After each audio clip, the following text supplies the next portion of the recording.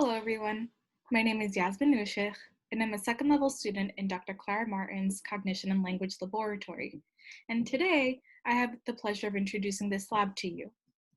Dr. Clara Martin is affiliated with and teaches at the Graduate Center, Brooklyn College, and at Barcelona University. You may reach her at kmartin@gcu.cuny.edu. Currently, our lab has 10 students at different stages in the program and with varying interests and backgrounds.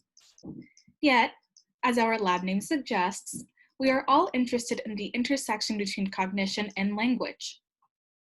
We examine how cognitive control processes interact with other cognitive functions and language processing across different populations, such as bilingual children and adults, children with language disorders, and children with autism spectrum disorder. Our lab is known for creating theoretically driven behavioral tasks, which we use to answer our research questions.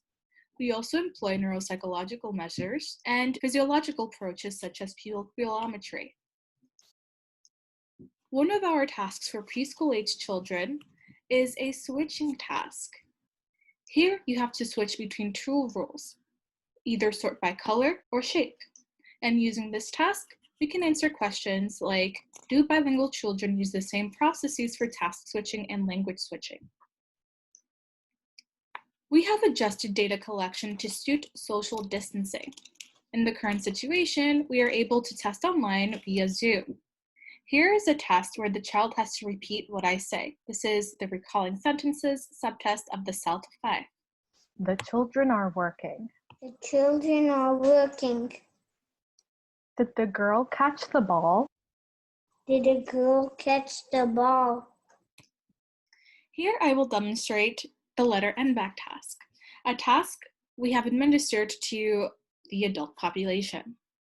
In this task, participants are presented with letters one at a time and need to determine whether the current letter they see matches the one they saw and positions ago. This task assesses working memory updating.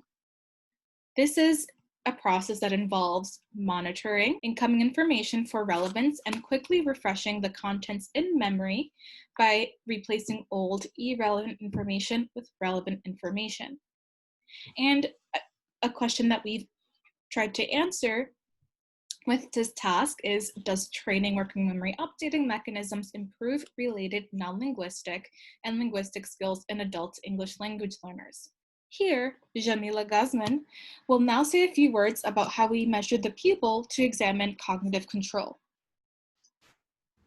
One of the projects in the lab concerns understanding the circumstances of effort engagement.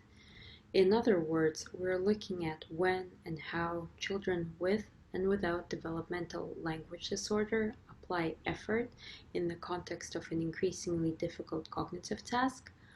We're employing pupillometric response, which is the dilation of the pupil as a biomarker of effort engagement, in addition to some of the traditional behavioral measures such as reaction time and accuracy, to understand what circumstances make it more difficult to exert effort. And through this project, we are investigating the relationship between effort, motivation, and cognitive control. And it's really exciting because it has both clinical and educational implications.